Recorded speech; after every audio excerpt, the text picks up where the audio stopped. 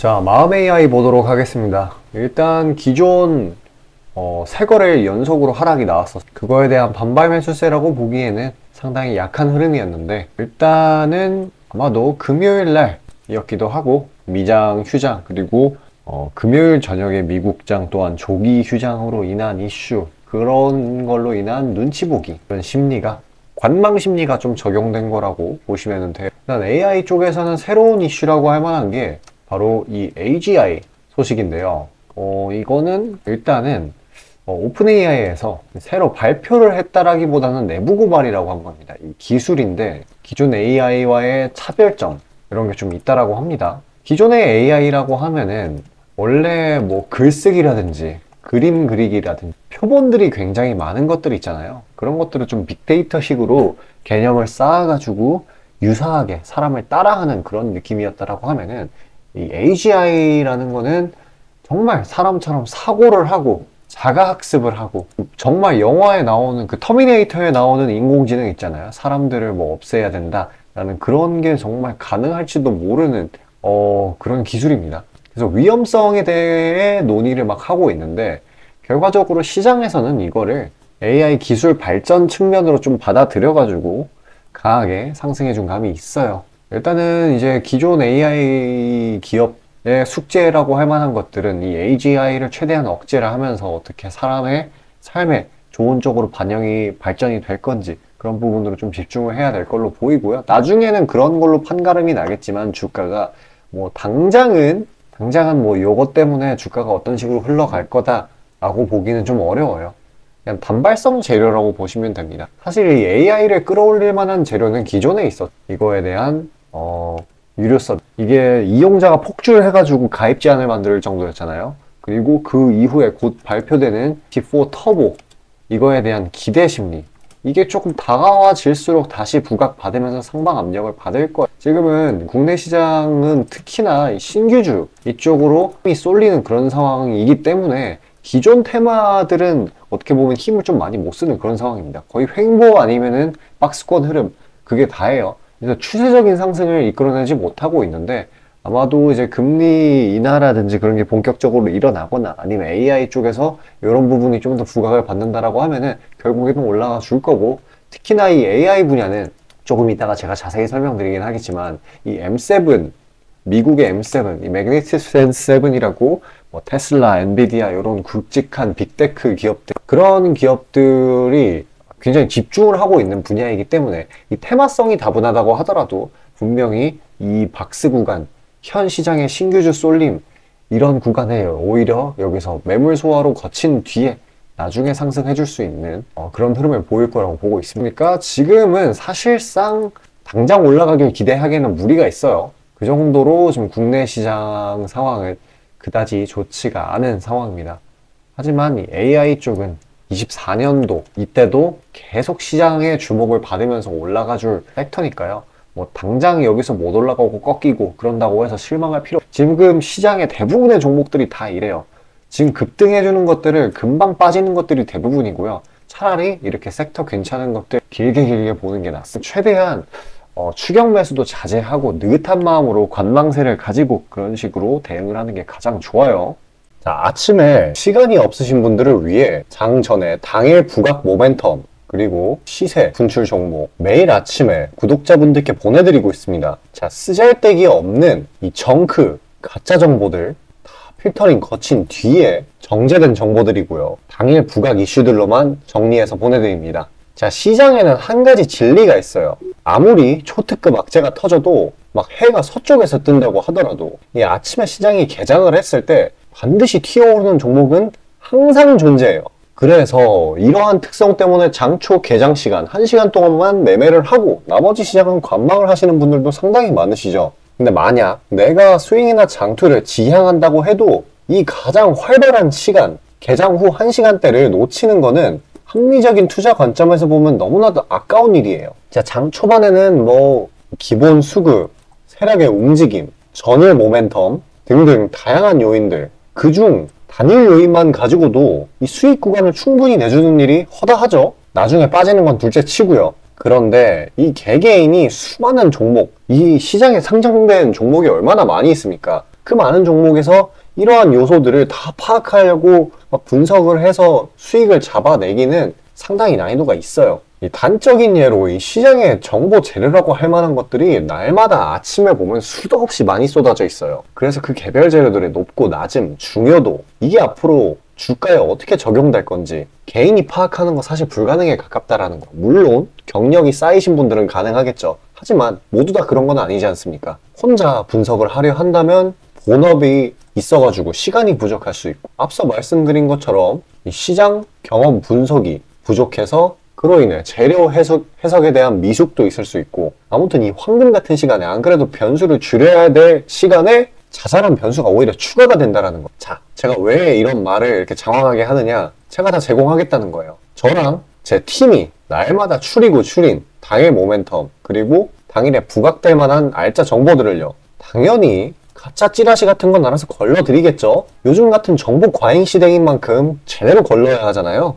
승률이야 말할 것도 없습니다. 만약에 적중률이 낮다라고 한다면은 이 많은 분들이 계속해서 정보 받아보고 있지 않을 테니까요. 비중, 진입가, 손절가 다 제시해서 안내드리고요. 정말 중요한 손절가까지 매번 철저하게 다 챙기고 있습니다. 처음부터 끝까지 이런 식으로 다 떠먹여드린다는 거. 자, 그리고 정말 중요한 얘기인데, 이 시장에 100%라는 건 없어요. 그래서 날마다 수익이 난다라는 거는 정말 말도 안 되는 일이죠. 저도 100% 장담 못 드립니다. 하지만 팩트를 말씀드리면은, 저는 매번 분석을 통해서 진짜 머리가 갈릴 정도로 분석을 해서 분명히 높은 수익률로 시장에서 살아남아오고 있어요. 손절, 비중 관리 철저히 해가면서요. 포트폴리오 전체 수익률을 우상향시키고 있단 말입니다. 그래서 이렇게 말씀드릴 수가 있어요. 저를 꾸준히만 따라오신다면은 여태 해오셨던 것과는 전혀 다른 돈의 흐름, 그게 뭔지 맛보여 드리겠습니다. 자, 이 주식시장에서 돈을 어떻게 벌어가는 건지 알게 해드리겠다고. 신청 방법 어려운 거 없어요. 지금 화면 상단에 나오는 제 번호로 문자 남겨주시면 한 분 한 분씩 다 안내드릴 거예요. 그래서 내가 만약에 종목만 원한다고 하면은 종목만 받아보시면 되는 거고, 주식 관련 질문, 당일 시장 리포트 이런 거 다 가능합니다. 다 제공해드려요. 당연히 무료고요. 금전 요구 일체 없습니다. 저는 그냥 정보랑 종목만 제공해드리는 거니까요. 다시 한번 강조드리지만 화면 위 제 개인 번호로 연락 주시면 되겠습니다. 마지막 시장 파악하도록 하겠습니다. 이 최근에 조금 일단은 이제 코스피나 이 상 좀 더 심했었던 2차 전지나 아무래도 하락 우위를 아마도 이 미증시가 어저께 휴장을 했는데, 거기다가 이 좀 생기게 되면서 외국인이나 기관이나 미국장에 근데 한 가지 볼만한 게 블랙 프라이데이 소비 회복이라고 하면은 증시 12월 달에 이 연준에 대한 실망이겠죠. 이제 금리 인하까지 걸리는 시간에 대한 그런 게 오랜 그런 인식이 심어지게 된다라고 하면은 시장의 하방 압력이 일단은 대거 종가 매집 물량이 들어오는 게, 일단은 아까 말씀드렸던 것처럼 신규 상승 종목으로의 비정상적이 쏠리고 있어요. 약한 상황이고, 그렇기 때문에 이런 상황이면은 어떤 식으로 주식시장이 바뀌냐면 굉장히 간단합니다. 자금. 이런 친구들이 한 뭉태기, 그러니까 큰 자금을 이제 이동을 시킨다라고 하면은 그 방향으로 상당히 강하게 움직이는 그런 형태가 나타나게 되고 있습니다. 따라서 앞으로도 이제 신규 상장주들로의 그러한 이제 광기 랠리 이런 거를 보여줄 거라고 보고 있어요. 자, 그런 식으로 돌아가게 되는 이유는 지금 금융 환경이 고금리인 탓도 있고, 특히 이 M7 쪽으로 대부분의 자금이라든지 그런 게 쏠리는 그런 상황이 나타나고 있기 때문이에요. 뭐 글로벌적인 관점이긴 한데, 이 M7을 모르시는 분들을 위해서 이제 설명을 드리자고 하면은, 이 약자가 뭐 대단한 거대한 7라는 뜻이에요. 이게 뭐냐면은, 인공지능 쪽에서는 엔비디아, 마이크로소프트, 구글, 아마존 이런 큰 기업들 4개, 그리고 XR, 확장현실, 쉽게 말해서 메타버스죠. 여기는, 그리고 이런 친구들이 있습니다. 그리고 마지막으로 AI 자율주행, 테슬라죠. 그러니까 이 친구들만 잘 간다는 거예요. 우리 국내 증시도 지금 아까 말씀드렸다시피 신규주들 쪽으로만 강한 힘을 보이고, 최근에 이 테마 자체가 강한 힘을 보이는 건 잘 보이지 않고 있어요. 종목으로만 힘이 쏠리는 그런 상황입니다. 그런데 그러한 이유는 이렇게 M7이 워낙에 강한 탓도 있고, 고금리가 기업의 투자, 이거를 좀 부담스럽게 만들고 있고, 따라서 뭐 고용도 못 늘리고 자사주의 매입 소각이라든지 그런 부분도 못 해주고 있고, 따라서 이렇게 된다라고 하면은 자금 유입의 매력이 떨어지게 됩니다. 근데 가뜩이나 지금은 자금 유입, 이게 일반적인 투자자들이 자금을 뭐 개인이든 기업이든 외국인 투자자든 이런 자금을 이제 크게 운용할 만한 그런 여유는 딱히 많지 않은 상황이에요. 고금리 때문에. 왜냐면 지금 레버리지를 쓰기가 부담스러운 상황이거든요. 돈 쓰기가 어려운 상황입니다. 그렇기 때문에 특히나 이쪽으로 돈이 몰리고 있는 상황이에요.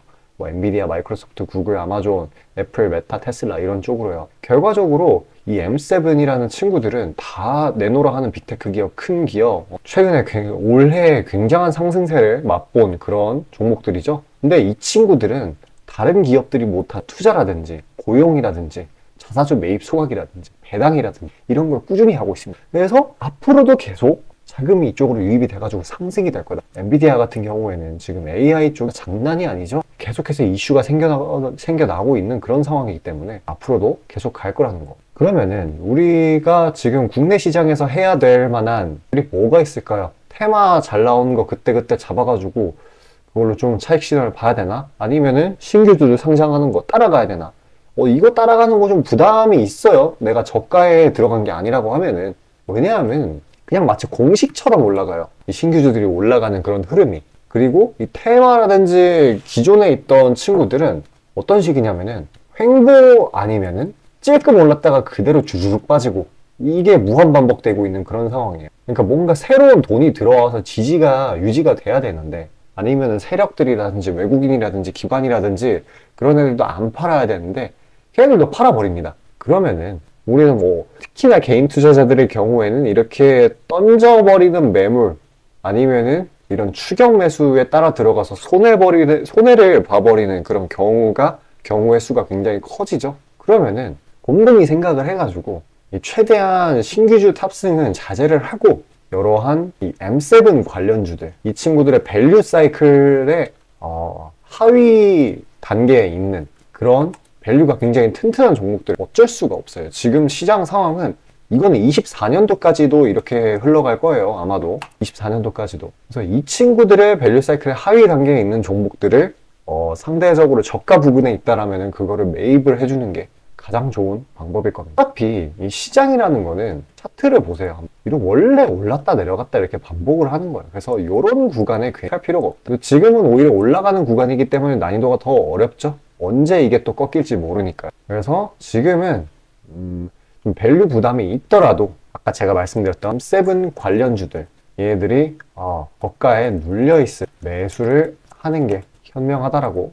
일단 신규 자금 유입이라든지 그런 것들이 잘 일어나려면은, 이 말은 뭐냐, 다른 테마들도 좀 잘 가려면은 금리 인하가 본격적으로 일어나 줘야 됩니다. 근데 그거는 아직은 조금 먼 이야기라는 거. 지금 시장 전략에서는 이런 식으로 제가 말씀드린 대로 M7 관련주들 이거를 하는 게 나아요.